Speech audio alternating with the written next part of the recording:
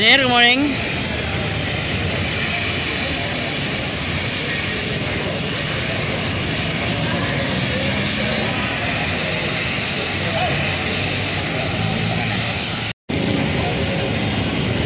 Ayaw ko matulog. Matulog ka na ba?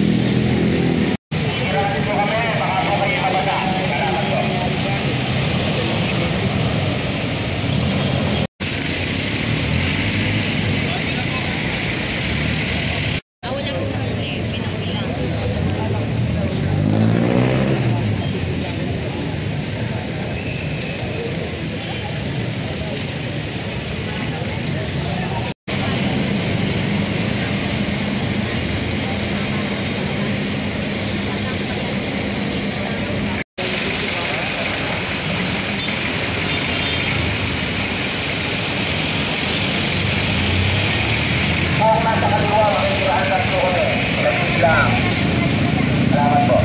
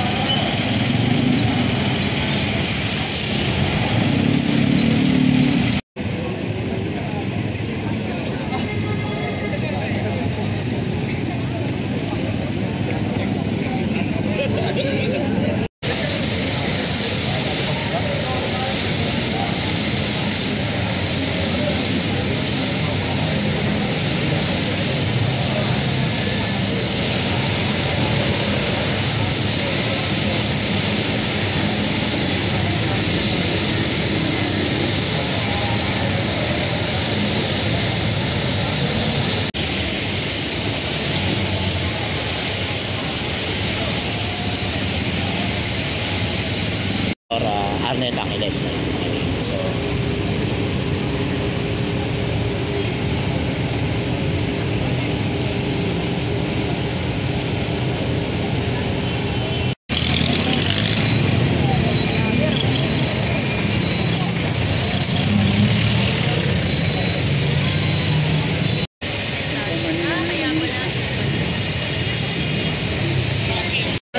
yung channel mo pa rin.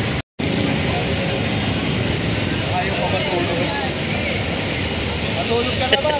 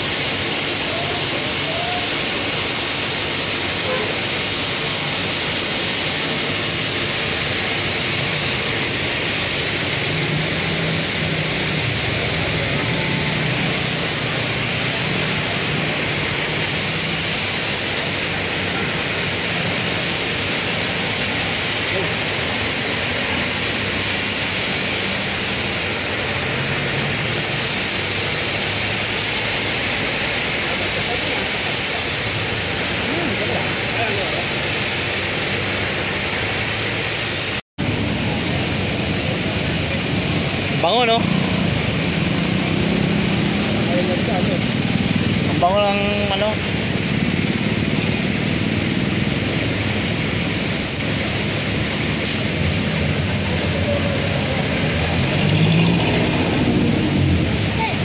Natutulog ka ba? Ayun, natulog na. Hindi ako pwede.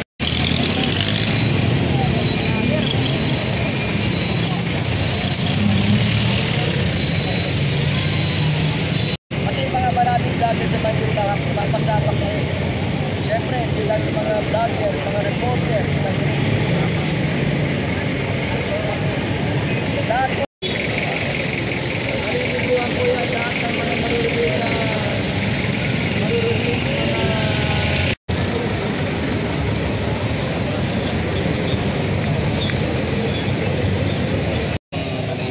Sinapili ng taong bayan. Yun ang dapat maupo. Pero kaya nanalo yun. At ang laban, eleksyon. Karamihan ng boto. Hindi yung appointed na, hindi yung na-appoint yung ano. Kahit sino man tumingin ng mali. Kasi nga, kaya ang eleksyon. Nanalo sa eleksyon. Hindi nanalo sa komite. Magandang bagay sa iyo. Magandang maganda. Nandito na si Yorme. Kasi ito, kapilang ang puhunan niya, no? So itong mayor natin talagang grabe yung malasakit, no? So, especially ngayon, sulat niya ako, may maaga kami. Kasi may soka siya later, eh. So, especially dapat nag-ready siya. Pero sabi niya, hindi na mahalaga yun. Yung mahalaga, maramdaman yung gobyerno. Ano napansin niya? Napansin niya yung mga pulis natin is naka-standby, which for the first entry points na pinunta natin tatlo, lahat naman ng mga pulis ay naka-standby at alam yung gagawin. Mga checkpoints. Yes. Tsaka at the same time, ginawa na before too eh. So may ano na sila, in-execute na lang ulit. And yun nga yung nakakalungkot, no? Nakaraan naman, hindi naman pinagkais na India. Tutuloy na lang at nakakalungkot hindi na pagpatuloy. So,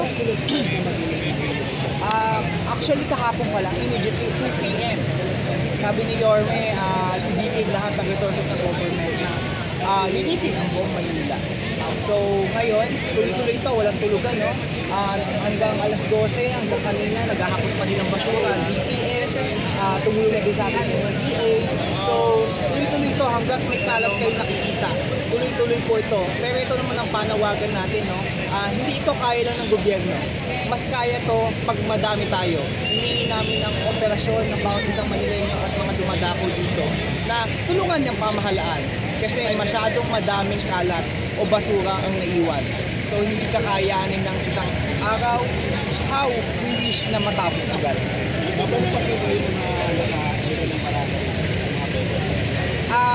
Sinabi nga naman ni Yorme, no, non-negotiable areas are non-negotiable. So tignan na lang natin, mag-aano naman siya after niya mag-clear kung alin yung mga non-negotiable, yung mga pwede pang ilagay sila doon. Pero non-negotiables po yung mga katulad ng kabaan na recto, non-negotiables po ito. Ito po ay daanan ng sasakyan. Marami pong dumadaan dito. Pag ito ay nabulunan, traffic ang abot. Choke point po ito eh. So kailangan natin na clear ang mga daan para makadaan ng mga sasakyan. Especially ang maraming dumadaan dito ay mga mahihirap nating kababayan. Pag ito kasi nabulunan, pwedeng maano ang estudyante.